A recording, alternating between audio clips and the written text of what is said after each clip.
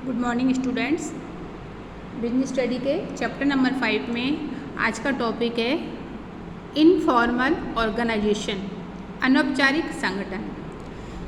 मैंने आपको formal organisation के बारे में समझाया था, जिसमें क्या रहता है कि जो भी कर्मचारी होते हैं एक क्रमबद्ध रूप से अपना काम करते हैं, उनके कार्य पहले से ही निश्चित रहते हैं। कहने का मतलब ये वो रोबोट की तरह काम करते हैं, उन्हें जो भी काम मिलता है वो काम पूरा करते हैं। एक उनका काम का लिमिट रहती है, दायरा रहती है, उस हिसाब से उनके संबंध भी फॉर्मल ही रहते हैं, व्यक्तिगत नहीं रहते हैं। अब जो इस हम संगठन की बात कर रहे हैं अनौपचारिक, ये बिल्कुल जस्ट उसके उल्टा है। जैसा फॉर्मल ऑर्गेनाइजेशन था उसके जस्ट उल्टा है इनफॉर्मल ऑर्गेनाइजेशन। इसको थोड़ा समझ लें, फिर उसके बाद इसको डिटेल से समझेंगे हम।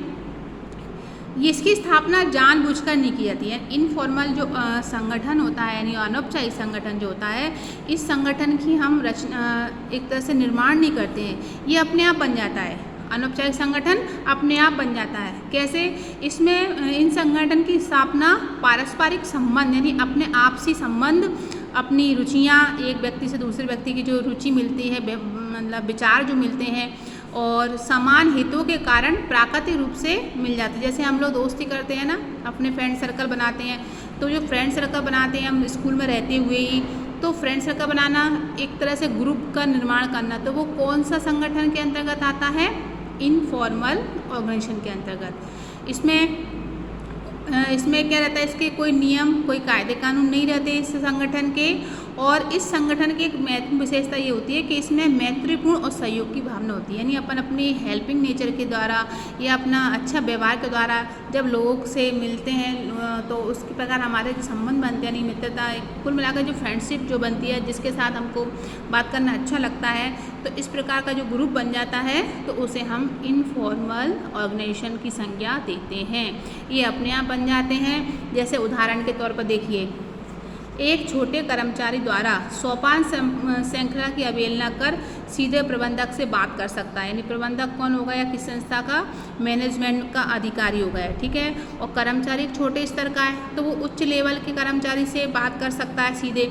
तो हो सकता है उन दोनों की आपसी बॉन्डिंग ज़्यादा अच्छी हो, आपसी बातचीत करने का तरीका, जो उनका व्यवहार आपस में मिलता हो, तो उन दोनों की कार्य के बाद उन दोनों की आराम से पड़ती हो। तो इस प्रकार का संबंध जो रहता है, सरल शब्दों में कहें, अनौपचारिक संगठन में व्यक्तियों के पद स्तर को अनदेखा करके, यानी उसके पद को और स्तर को अनदेखा करके उसकी रुचि, आदत और विचारों को अधिक महत्व दिया जाता है। जैसे हम देख सकते हैं, अपने स्कूल की बात करें, किसी टीचर्स, इतने सारे स्टूडेंट्स रहते हैं, उसमें किसी टीचर्स की स्टूडेंट्स से ज़्यादा अच्छी बनती है, इसके साथ हम किसी टीचर्स से ज़्यादा हमारी मतलब पड़ती है। तो इस प्रकार का जो नेचर होता है, यानी अपने काम के दौरान जब हम अपनी व्यक्तिगत रुचि या व्यक्तिगत विचारों से जब एक दूसरे के मेल खाते हैं और उस प्रकार जिस ग्रुप का निर्माण होता है उसे हम अनौपचारिक संगठन कहते हैं। अब हम पढ़ेंगे अनौपचारिक संगठन की विशेषताएं। पहली विशेषता तो ये है कि ये संगठन में कोई नियम और कोई कार्यविधि नहीं होती, ये अपने आप बन जाता है, नेचुरल रहता है, सामाजिक संबंध स्थापित होते हैं।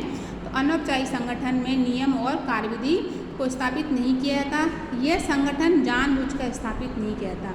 ये संगठन क्या होता है, अपने आप बन जाता है, अपने रिलेशनशिप, अपनी फ्रेंडशिप के माध्यम से, अपने व्यवहार के माध्यम से, सहयोग की भावना के माध्यम से जब हमारे दोस्त मित्र बन जाते हैं तो इस प्रकार का जो ग्रुप होता है उसे हम अनौपचारिक संगठन की संज्ञा देते हैं। आगे पढ़ें हम इसकी विशेषताओं में। और इसके संबंध मित्रता और सामान्य रुचि पर आधारित रहते हैं। यानी जो अनौपचारिक संबंध होते हैं, मित्रता और सामान्य रुचि, यह संगठन पूर्व नियोजित और आधिकारिक रूप से लागू नहीं होता। मतलब इसमें अधिकारी का कोई गुण नहीं होता, ये पहले से नियोजित भी नहीं होते, स्वतः बनते हैं। इसमें मानवीय संबंधों को ज़्यादा ध्यान में रखा जाता है, यानी मानवीय संबंधों की अवहेलना नहीं की जाती, इसमें मानवीय संबंधों को परिभाषित किया जाता है।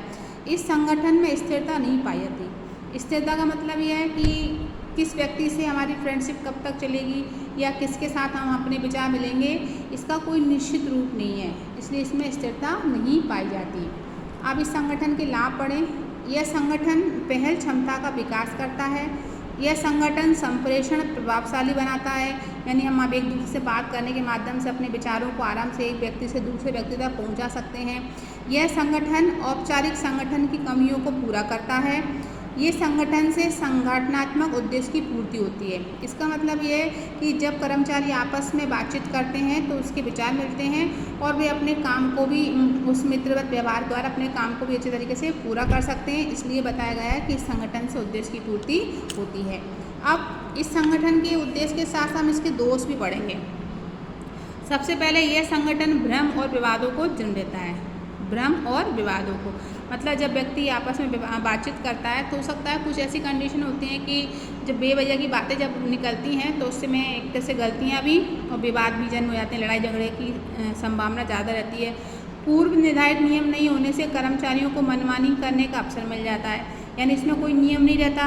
अब अगर व्यक्ति अपने इच्छानुसार काम करता है तो वो अपने जो कर्मचारी वो अपनी मनमानी कर सकता है, टालम टोल कर सकता है।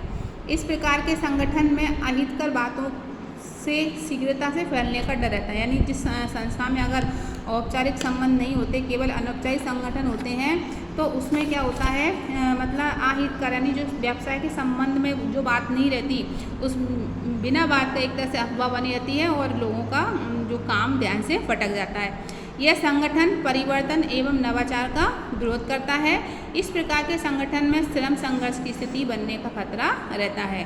श्रम संगठन मतलब इसमें क्या होता है संघर्ष, जैसे ये आपने देखा होगा कि जब भी जितने ही मजदूर होते हैं उनका एक लीडर होता है और वो अपने हक की शुरुआत वो लीडर के माध्यम से करते हैं। तो इस तरह से एक हड़ताल तालाबंदी जैसी समस्याएं उत्पन्न हो जाती हैं जहाँ पर अनौपचारिक संगठन बना रहता है। तो ये चीज़ पढ़ ली हमने, समझ में आ गई होगी अनौपचारिक संगठन के गुण और लाभ।